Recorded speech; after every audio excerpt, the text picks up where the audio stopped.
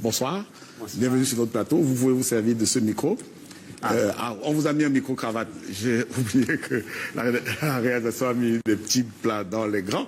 Peut-être la réalisation devrait aussi prévoir une deuxième bouteille pour Cabral Libi qui a fait une demande. Oui, je suis qu'un être humain. Bonsoir Augué, bonsoir Cabral. Bonsoir. Ok, j'ai parcouru brillamment votre programme économique. Bon, c'est vrai que deux questions sont venues dans mon esprit, à savoir, est-ce une philosophie économique, est-ce une politique économique, ou est-ce une économie politique, ou bien est-ce un programme économique? Parce que j'ai l'impression que le programme économique, il est pensé, en fait, la philosophie économique, moi je ne considère pas ça comme un programme économique, elle est pensée, mais elle manque, elle souffre des maladies infantiles. En fait, votre politique économique semble brillamment été tard et pour résoudre les problèmes économiques, mais les substances, les supports sur lesquels vous allez vous servir me sont apparus un peu ambigus. Exemple. Ça veut dire que comment est-ce que vous allez financer votre programme économique? Ok. Alors, cette question, généralement, elle ne trouve pas de réponse dans un projet économique. Ici comme ailleurs. Elle trouve des réponses dans le programme. Mais on en esquisse les leviers. Comment on finance notre projet? D'abord, on fait des économies sur l'existant.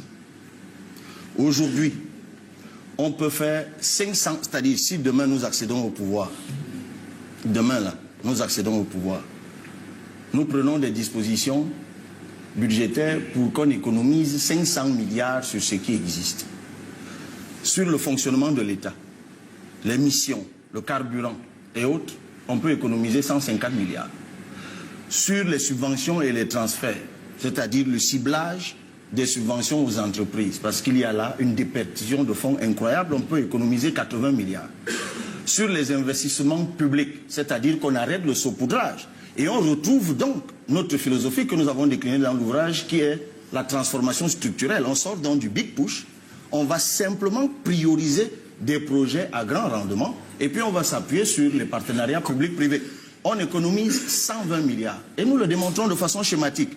Et sur les gaspillages, les surfacturations et la mise en place de la digitalisation que nous avons évoquée tout à l'heure, nous économisons 60 milliards.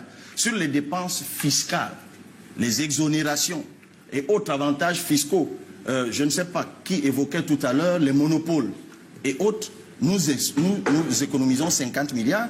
Et sur les recettes internes, la fraude fiscale, les fraudes dans les recettes, la collecte des recettes, nous économisons 40 milliards. Et là, je viens de vous le démontrer, c'est 500 milliards tout de suite qui nous permettent déjà de lancer le programme agricole. Tout de suite.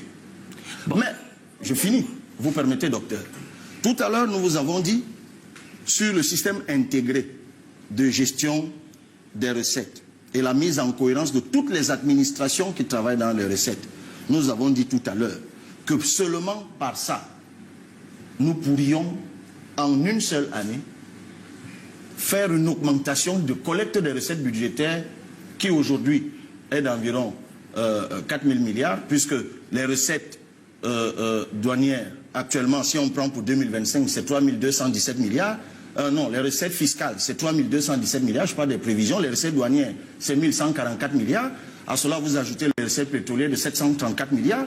On est autour de 4 700 milliards. Aujourd'hui, avec le système intégré que nous mettons en place, la motivation des personnels avec la gestion des primes, seulement en mettant ça en place, nous passons de 4 000 milliards à 8 000 milliards, immédiatement après. Et là, je n'ai même pas encore évoqué l'optimisation des recettes non pétrolières. Oui, et même les recettes pétrolières, nous avons fait une vidéo il n'y a pas longtemps où nous démontrions qu'on peut les optimiser du simple au double. Et si on met en place le dispositif que nous avons évoqué sur l'or, le monopole de l'État, c'est-à-dire en révisant le décret de 2020 sur l'or et le diamant et même en fermant le processus de Kimberley parce qu'on ne sait même pas pourquoi ça existe. Tout ça doit être indexé à la Sonamine. Nous vous disons que nous passons d'un budget de 7 000 milliards à au moins 15 000 milliards comme la Côte d'Ivoire, pays de niveau de développement comparable.